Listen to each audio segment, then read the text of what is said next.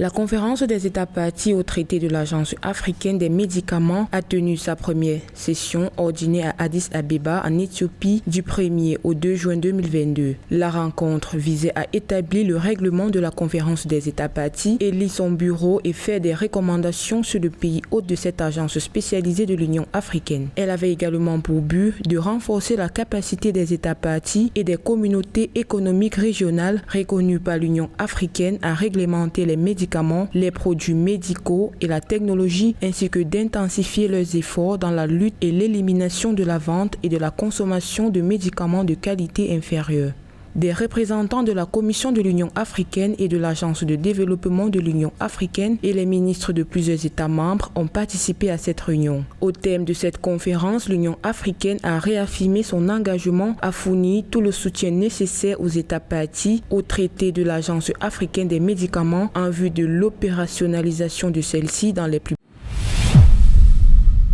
Le Royaume du Maroc est devenu le 14e État membre de l'Union africaine à déposer les instruments de ratification du protocole à l'acte constitutif de l'Union africaine relatif au Parlement panafricain. Le Maroc rejoint ainsi le Bénin, le Cameroun, le Tchad, la Guinée équatoriale, la Gambie, le Ghana, Madagascar, le Mali, le Niger, la République arabe saourie démocratique, la Sierra Leone, la Somalie et le Togo parmi les pays africains qui ont jusqu'à présent répondu à l'appel à renforcer le Parlement continental. Également connu sous le nom de protocole de Malabo, cet acte vise à étendre les pouvoirs du Parlement panafricain en un organe législatif à part entière. Le Parlement panafricain est l'un des 9 organes de l'Union africaine ayant pour mandat de promouvoir l'intégration économique et sociale par l'élaboration de lois. Rappelons que le protocole de Malabo a été adopté lors de la réunion de l'Assemblée des chefs d'État et de gouvernement de l'Union africaine en juin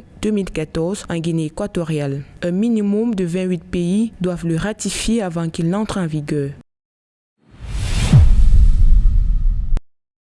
La direction des femmes, du genre et de la jeunesse de la Commission de l'Union africaine a conclu le 7 juin 2022 une visite au Soudan du Sud dans le cadre de la mission de plaidoyer visant à aider les États membres de l'Union africaine dans la ratification, la domestication et la mise en œuvre du protocole à la Charte africaine des droits de l'homme et des peuples relatifs aux droits des femmes en Afrique, également connu sous le nom de protocole de Maputo. La délégation a rencontré plusieurs hauts responsables en charge du genre, de la jeunesse, de la coopération et des droits de l'homme et a également eu une interaction approfondie avec les organisations de la société civile. Le gouvernement du Soudan du Sud a réaffirmé son engagement à veiller à ce que tous les instruments régionaux et internationaux sur l'égalité des sexes et les droits des femmes soient ratifiés. Reconnaissant l'inégalité persistante entre les sexes et les pratiques discriminatoires à l'égard des femmes en Afrique, l'Union africaine a adopté le protocole à la Charte africaine des droits de l'homme et des peuples relatifs aux droits des femmes en Afrique le 11 juillet 2003 à Maputo, au Mozambique, lui donnant son nom de protocole de Maputo. À ce jour,